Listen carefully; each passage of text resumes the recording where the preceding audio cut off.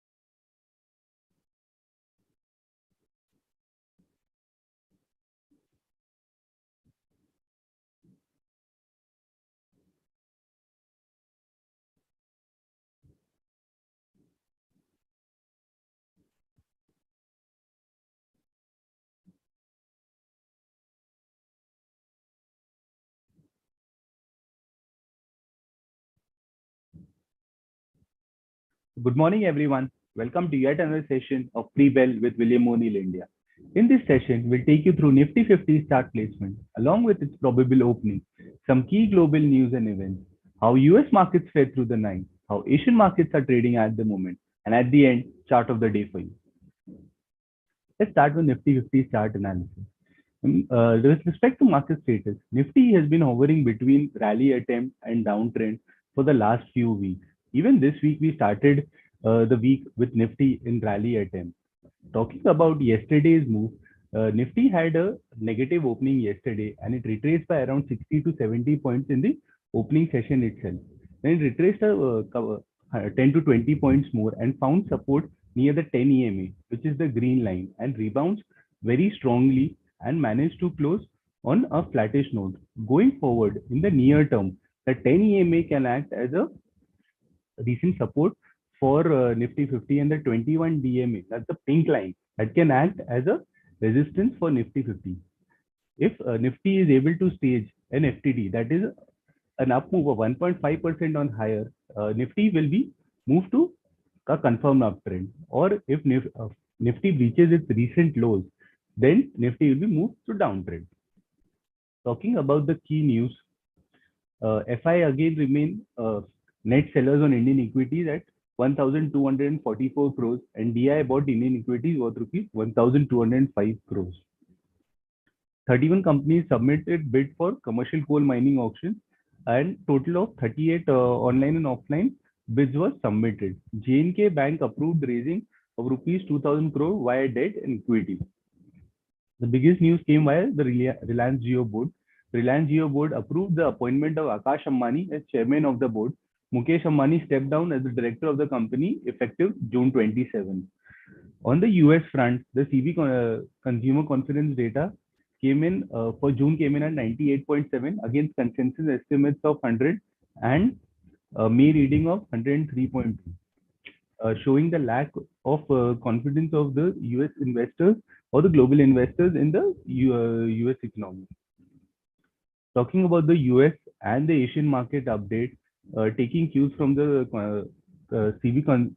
consumer confidence data, all the US indices after a positive opening started to trend lower and closed lower by around 1.6 to 3%. Dow Jones closed lower by 1.6%, S&P 500 by 2%, and Nasdaq by 3%. Taking cues from the US counterparts, even the Asian peers are trading lower at the moment. Kospi by 1.6%, Nikkei by 1.1%, Shanghai by 0.5%, and Hang Seng by 1.3%. Brent crude oil is trading at around 113 per barrel. Yesterday it was trading around 112. US 10-year bond yield is around established around 3.17%. However, USD INR has depreciated to an all-time low of 79.02.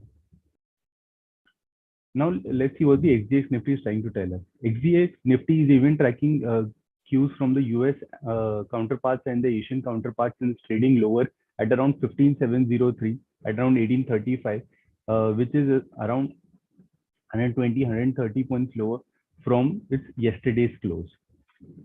Talking about the chart of the day is Fiem Industries. So before we discuss the chart or the stock further, it's not a buy or sell recommendation, and we'll be discussing it just for educational purpose. So talking about Fiem Industry is an auto ancillary company in India, which mainly supplies your headlamps, tail lamps, fog lamps, LED lamps, rear view mirrors, and front view mirrors to your two-wheeler OEMs. It has a market share of greater than 27% in the two-wheeler OEM space. Hero MotoCorp and TVS Motors are its the two biggest clients or two biggest customers. Even with the downtrend in the two-wheeler automotive industry, it has grown at a good pace in FY22 on the back of strong order books. And it has a strong executable order book of around 80 plus orders for FY23 as well. And separate orders of four, which is to be executable in FY24 by Hero MotoCorp.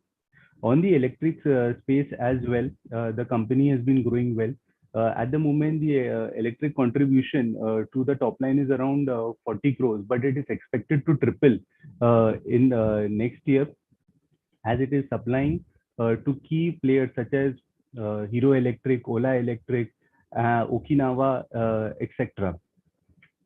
Going forward, the management expects the top line for the company to increase by 15 to 20% in FY23 at a stable margin of 12 to 12.5% going forward. With auto industry expected to rebound as the chip shortages ease out, as your commodity inflation or the raw material inflation for these company eases out, as with your economy opening up post COVID, the sector should do well along with the auto ancillary companies such as your PM industry. On the debt front, it has very negligible debt. The company has been reducing debt for the last 8 quarters and is expected to be debt free by at the end of H1 FY23. The company will be doing capex of around 50 to 60 crores in FY23. Now, talking about the ratings and the chart front, all the good qualitative and the fundamental aspects can be represented in its EPS strength, which is superb at 83. Talking about the price strength is really good at 81. Even the RS line is trending higher at the right hand side of the cup, which is also a good sign. The buyer demand is very good at A plus, and similarly, number of funds and share held by funds is also increasing every quarter on quarter. The stage is forming, the stock is forming a stage one cup base, and it is currently 7% of its high and 7% from the pivot as well. Now talking about how the cup is formed or the analysis of the cup during the left hand side of the cup or the fall or the falling phase in the cup, the volumes had dried up, which is really a good sign. That means the distribution wasn't happening. And on the right hand side of the cup, when the stock price started to move up, you can see the big blue bars. That is the volumes coming in. That is accumulation of stock by institutional investors, or that is weak hands changing hands with strong hands. So that is really a good sign. The stock is even in this market is trading well above its 21 DMA, 50 DMA, 200 DMA, and even the decent moving average of 10 EMA as well. So let's see how the stock behaves around its pivot, which is 7% from now, and if the market remains supportive or not. So thank you, and stay tuned in this space of Pre-Bell with William O'Neill India for a daily dose of market updates.